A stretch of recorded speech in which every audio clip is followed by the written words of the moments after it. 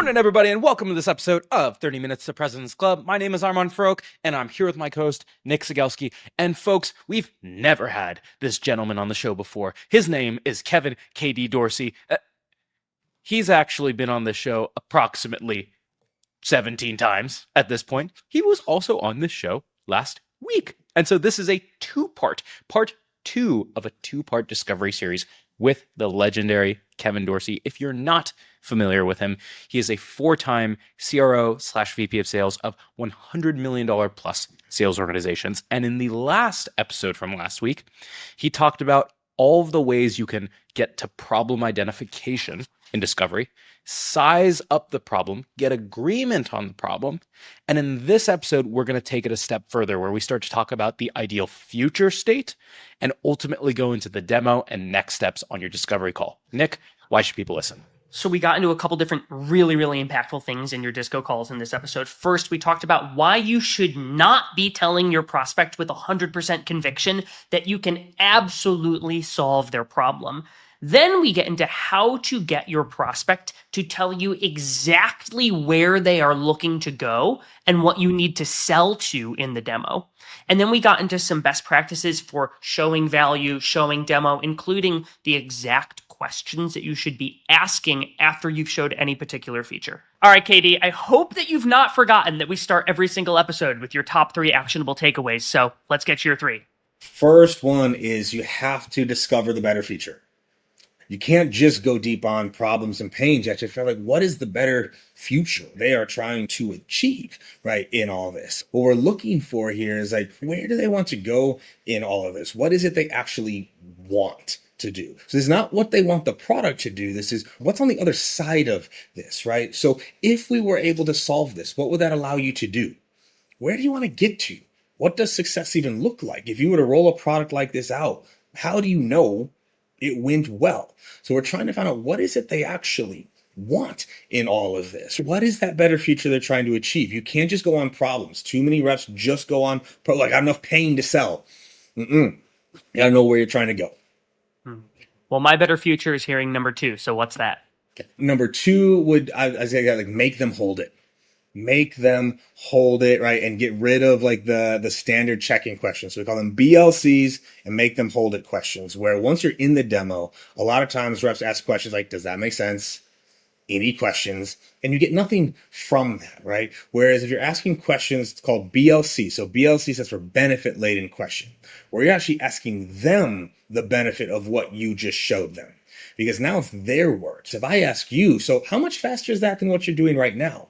Now it's your words versus me saying, this is so much faster than what you're doing right now. Or make them hold it questions, which is where you get the prospect to visualize the usage of your product. So you just showed them a dashboard. So what metrics would you put here?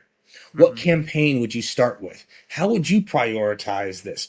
Who would you roll this out to first? You want to ask questions that really get them to make them hold it. Beautiful. Round us out. What's number 3? Number 3 is when you are in the demo, you have to constantly be looping back to what they've told you now in discovery. If you're not going to use what you learned in discovery, don't even do it. You might as well just run the demo. So the idea around looping is that we are connecting back feature by feature, function by function of like, okay, here's what it's actually going to do for you. And the framework that we teach throughout the demo is like KPIC. Here's what I know, the problem, the impact of that problem, connecting the dots to how we solve it, and then the call to action is what leads into the BLCs and make them hold questions. But we're constantly coming back to those things. Too often, demos, like, you might as well not even done the discovery because they're not even connecting back to what they learned in the first place. So that would be number 3. Alrighty, Katie. So in the last episode, you broke down everything you need to do to start a discovery call, identify a problem, get your prospect to agree to that problem, and quantify the impact of that problem. And then there's a turn where you start to go into the better future of, so let's talk about what you want it to look like. Could you give an example of what would you hear as a problem in a discovery call? And then how would you transition that to a better future? So for Finally, so we are, a platform for small businesses. We actually used to be called back office. So we handle all the accounting, payroll, bookkeeping, expense management. We have a corporate card growing into banking. So it's like all in one. We can use like the expense management side of things, right? So a common problem there, you have controllers chasing down receipts. Things aren't categorized properly. Salespeople, they always turn in their receipts on time. Hypothetically, let's say that they don't. So they can't match transactions. So that's a lot of the problems that happen there. And the impact of that problem, it takes longer to close the books. The books are not accurate. You're playing the bad guy, chasing up. Armand, if you don't put your receipt in. So like that's all of the problems of the impact of it or whatever. So generally from there, it's like, okay, assuming we could solve that. Now notice the seeding that we're doing there, right? It's like, so assuming we could solve that, I'm not telling you we can. I'm not saying, oh, we're going to fix it, which is a lot of reps do. Oh, based on what I heard, like we can solve all this for you. Okay, well, assuming we could solve that for you, what would that look like for you? What if you didn't have to chase those things down? What would you do? How would you leverage that time? What would that allow you to do? What would change if? It's still one of my favorite discovery questions. So assuming we could solve this, what would change if you could do these things you didn't have to chase down? What would change if we were collecting all those things? Tell me a little bit more about that. This is a very important pivot. You've got all these problems. And also, by the way, y'all, this is huge. Because they've been sharing their problems with you, trust is much higher at this point. So it's way easier for them to share. Like, honestly, Katie, I don't want to be working late every single weekend to try to get the books closed each and every single month. Or my CFO's breathing down my back because like I can't answer for where Armand's expenses are and why there's a $1,400 charge at like, Papa Docs. It's like, what does this even mean? And so it's things like that of like, where do you want this to go? It's not what do you want the product to do? That's not what this is about. This is what's on the other side of this. If we did fix this, what would change? If we do this and nothing changes in your world, you're not going to change. There's no reason for you to do this. So that's the transition into the better future. And then similarly, just like in the problem, it would make my life so much easier.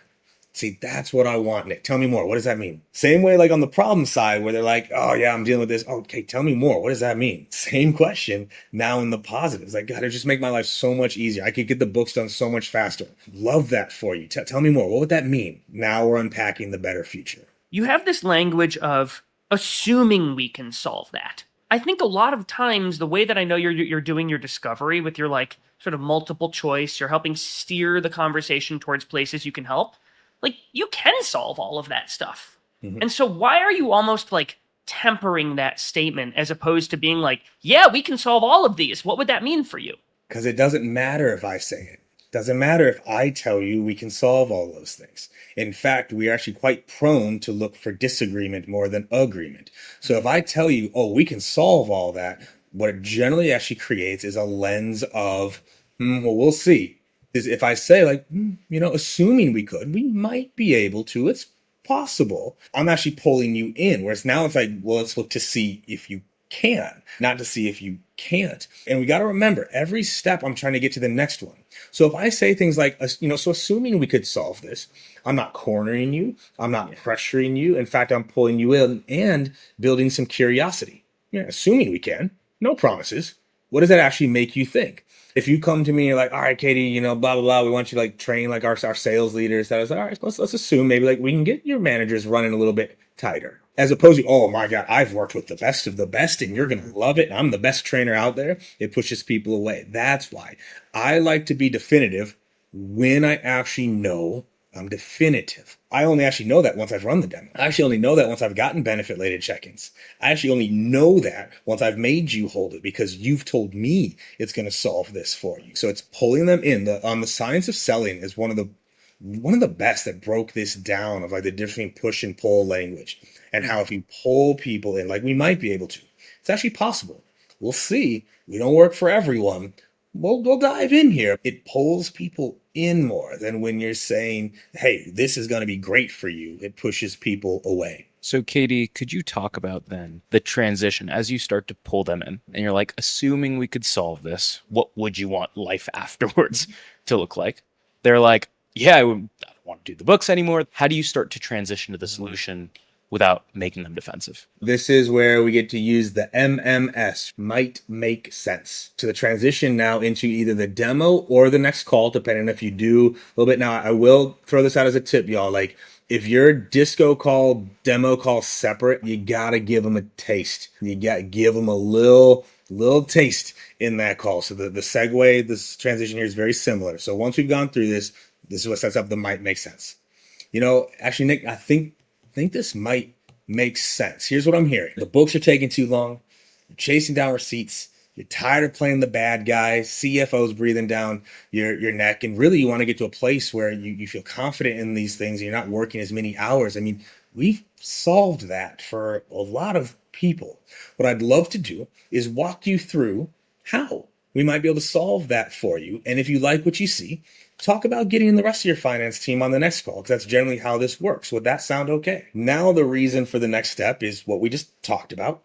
I'm seeding the very next thing. If you like what you see today, we'll talk about getting your next people on. I can't remember the technical term, but what it does is it also takes the pressure off that I'm not asking you to buy today, which allows you also to listen better, because they're like, oh man, they're going to, it's like, no, I already know. We got to talk to other people. Don't worry about it. I want your opinion on this today. So it's the might make sense. Here's what I know you're struggling with. Here's what I know you want to get to. I don't think we might be able to do this for you, but it'll be up to you to tell me if we can. Let me walk you through this. And if you think it will solve it, we'll talk about getting the rest of your team on the next call. And if not, you can just let me know. You mentioned that on that 30-minute discovery call, it is a massive error to not give them at least a little taste of this thing. Mm-hmm. So my question for you is 30-minute call.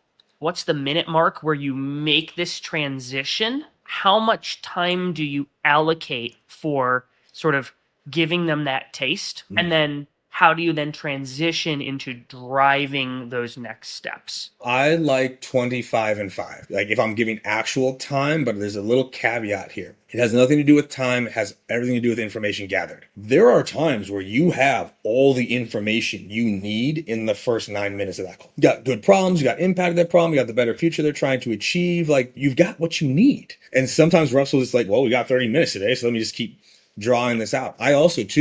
I think a lot of reps ask too many questions in discovery, which I think I talked about it on the last episode a bit, where it's like, keep some of your powder. I want to ask you about the receipt collection process in more detail when we get to the receipt collection process of the demo, right? So I want to save some of those things. So it's not so much time.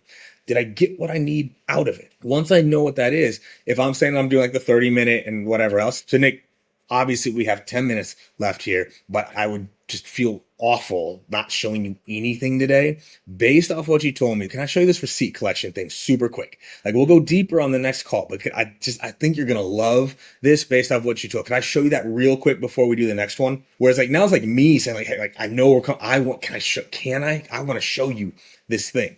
So I'm showing them one key thing based off of what they told me their problem was. And I'm not going too deep in it. I'm just saying, like, I just want you to see this real quick. So I want you to imagine a world where right here, okay, swipe the card, boom, transaction comes up. Armand's going to get a text message in that moment saying, please take a picture of the receipt from, Papa Deli's Deli. So he pulls it out, takes the picture, boom, it's connected in there already, totally locked. And if he doesn't, he's going to get a reminder in 24 hours and another one in 48 hours. And guess what happens when he doesn't do it in 48 hours? That card is shut off. He can't even spend until he does. So like now you're not the bad guy because the software is doing it. And 2, you made Armand's life easier. I mean, does this kind of look like what you're maybe hoping to see? Yeah, that was, 90 seconds, maybe, but like it gives like a tease there, right? Then that transitions to the last 5 minutes. Like, okay, so like, let's get a full 45 minutes blocked later on this week.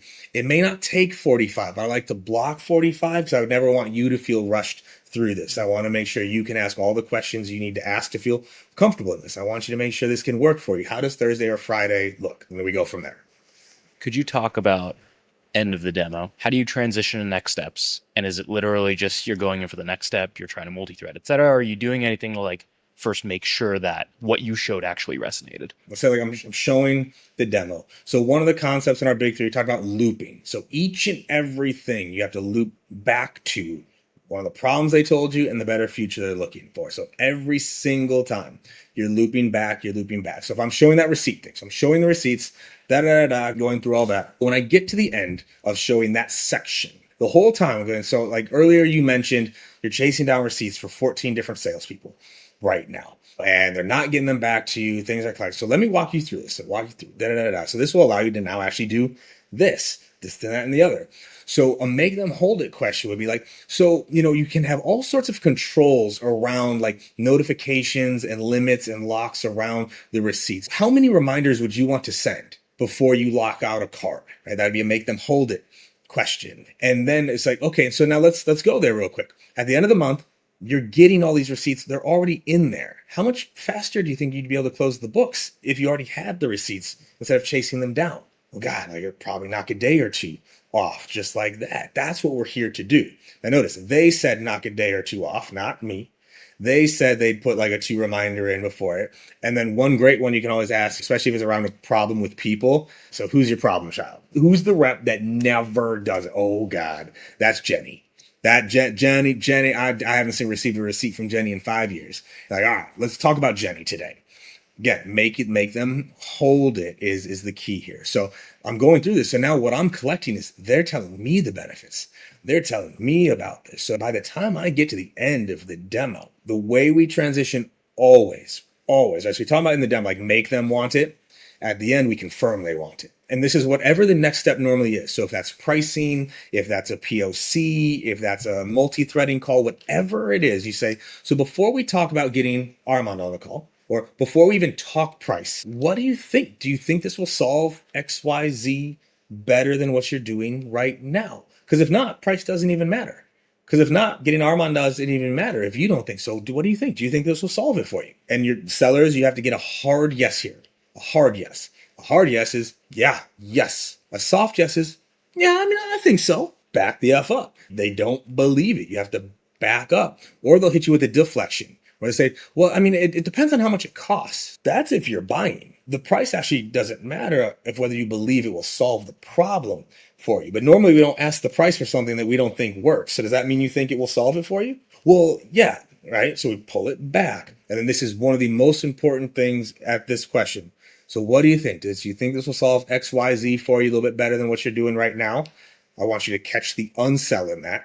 Not just do you think it will solve it. Do you think you'll solve it better than what you're doing right now, trying to move you away? They say yes. This is the question. Why? What stood out to you? That's really, really good.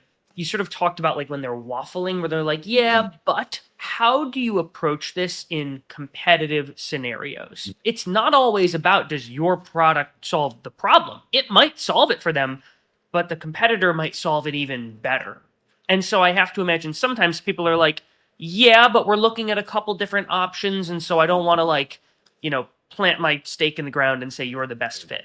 I was just at an event and I had the opportunity to chat with Erin Bates. She's the CRO over at Crossbeam. She said something at this table and I was like, how have I never thought about it this way before? And she's talking about competitive deals. And she says, part of our discovery process is we find out if this is an offensive demo or a defensive demo. We assume every demo is a competitive demo. We want to know if we're the first one or second, third one, because it changes how we run the demo. Is this an offensive demo, meaning we're on offense, or is it on defense, meaning like they're already talking to other people, so we are a little bit more on the defense. So we should have found this out earlier, first of all, of whether or not this is a competitive deal. Because if we know it's a competitive deal, you're covering this in the demo. You're not even letting it get to that point of like, oh, but they do this XYZ better. It's like, hey, so my assumption is if you're talking to me about leadership training, you might be talking to Force or to Winning by Design, maybe Sassy as well. So I'll be sure to cover some differentiators throughout this process as well. And we're going through all that. So that's one way. But if it's actually to that point in the demo where they're like, well, yeah, but it seems like they do it better. Interesting. Tell me more. How do they do it better? Now they're going to start to sharing like what the actual better is. Because is it better or is it different? That also is a huge like nuance there. So if it's at this point, we should already have gotten ahead of it. But just, all right, cool. Tell me a little bit more. Is that a deal breaker? Because of all the other things that we do, is this the deal breaker? Is this the thing that makes or breaks the decision? We let people kill their own deals. We let prospects kill their own deals over things that didn't actually matter. But we never got them to kill the idea. Where it's like, well, it doesn't really do X, Y, Z. And you're like, ooh, is that a deal breaker? It can do everything else, but if it can't do that, that's just a no-go. Well, no, Okay. So it's not a deal breaker, right? Like there's no perfect software in the world, but at least we know this is important and we can address that down the line. So of the things it does do, what is most important? Back to the priority. Katie, you said two things there that I think some people might perceive as contrarian viewpoints. The first one is you gave that example of, hey, I'm assuming if you're talking to me, you're probably talking to, and then you actually named some of your competitors. And I remember when I was a brand new salesperson, I got taught you never, never, never say your competitors by name. And so I'm curious to hear your perspective on that. Mm-hmm. And then I'm also curious to hear your perspective. I'm thinking about demo ordering in a bake-off. There's two schools of thought. There's the you want to go first so that you're on offense and setting the tone. But then there's also there's the recency bias thing. You actually want to go last because that's what they remember the most. I'm curious your thoughts on actually both of those somewhat separate topics. I always want to go first. Always. Zero hesitation. Because it allows me to create the frame. It allows me to set the standard. Allows me to set the expectation. It also allows me to plant seeds of doubt. So I always want to go first. Always. Because one of my favorite things to do in competitive deals is give the prospect a list of questions to ask. So if you're going to go talk to, company Nick, be sure to ask X, Y, and Z and make sure they show you A, B, and C. What? When you're going to talk, make sure you ask and make sure they show. So notice, I didn't say we're better. I didn't say we can do things they can't do. Make sure you ask them this and make sure they show you. What do you think that does to the prospect? You're planting some seeds of doubt there already of like, whoa, right? And I go so far to print this stuff out. I have gotten feedback from competitors in the past when we know when we're in a deal against you because they ask us the questions and we get stuck. No bigger compliment because I know what their weak spots are. So that's that side. On the naming of competitors, right? Truthfully, this varies if it's outbound or inbound. If it's inbound, I'm naming. You inbound, which means you were searching. So for me to not name is silly. You're probably out there looking. And one of my favorite tools in psychology and influence with language is the 2 C's, correct or confirm. So as humans, we can't help but correct you or confirm that you're right. So if I say, you reached out to us. Now, I'm assuming you probably reached out to X, Y, and Z as well. Correct or confirm. Because if they didn't, guess what they'll say? Actually, no, we've only reached out to you. Oh, perfect. Well, we just saved you a whole bunch of time. Or they'll confirm. Yeah, we started reaching out. Yeah, I figured you got to do your due diligence. It makes sense. I fear nothing in this, right? And that's the key. And that is contagious, right? When you're not afraid of something. I'm going to make this easier for you. I'll be sure to cover the differences between us, the nuances between us, and I should probably give you some insights to bring to them to make sure you get the most out of those conversations as well. In fact, we actually have a cheat sheet I'll share with you afterwards. This is fun when you know what you're doing and you lean into it. You're not afraid of it. So I always want to go first and I will name drop because to me shows fear. It shows I'm afraid that, if I say them, they're going to go look for them. No, and I hope that they do. Go look, because you're about to have the best experience you've had with a seller with me. I don't care. Well, it's no different than the way that in the beginning of the discovery call, you are offering the options of the problems that you think they're dealing with. Because they're either going to confirm, yep, we're dealing with those two over there, or they're going to correct you and say, it's actually not that, it's this. Yep. You also look better than being like, so, what are your top pain points, right? What is your biggest challenge right now? The classic, what keeps you up at night? For any one person, and I when I say single digits, I mean single digits I can think of across the thousands and thousands of disco calls I've run and listened to where the bucket question when it's a good one, but it's wrong. That the person goes, no, I'm not dealing with any of that. No, try again. Right? Now, if you're a real seller in that situation, you've got 3 more ready. Oh, dang. So if you're not dealing with that, are you dealing with X, Y, and Z? There you go. You got it. The suggestions make it easier. It's more natural. You get correct and confirm. You get the authority bias built in as well. You know what you're talking about. And that weaves through everywhere in the demo. Everywhere. Right? That's why even too, price, I want to say the realness. That's why with the, do you want it? Price doesn't matter if you don't want it. Literally could be free. Does not matter if you don't want it. That's 100% true. It's better to be completely honest. It doesn't even matter to pull Armand because if you don't like it, like Nick, it doesn't matter if Armand likes it. You don't like it, so it doesn't even matter. You can tell me first, right? But now I have buy-in. Once I know you want this and why, everything that comes next is to help you get what you want. You told me you want this. Yeah, I should do this. Will make my life so much easier. That receipt thing, like, God, like I wish I had that. Say, all right, love it. I just wanted to make sure. So the best way to make this happen for you is if we can get Armand on a call to make sure he sees it the same way we do. How can we make that happen? Notice the difference in that question. The best way to get this for you and to make your life better is that we can get Armand on a call to make sure that he sees it the way that we do. When can we make that happen? Now it's about getting that boss. Is not about going above the person. It's not about bystepping the person. Like, this is how to get you what you want. And if we don't get them on our side, you miss out. You don't get this. How can we make that happen? That's how we get to step into the next steps. The next best step is to get legal involved. The next best step is to do a proof of concept. The next best step is to do a custom proposal. The best way to get you what you want is to do this, including if you're in super transactional, starting today. So the best way to get this going is we get you started today. Could I make a recommendation on which package I think you should go with? Because if we get off the call today without taking action, what's going to happen, Nick? What's going to happen? The moment you get off this call, what's going to happen? It might be buyer's remorse or decision remorse. They're going to disappear. They're going to get busy. Right. And we say that type of stuff of like, if we don't take action today, what I'm afraid of is you're going to step back into the world. You're going to be chasing down receipts again.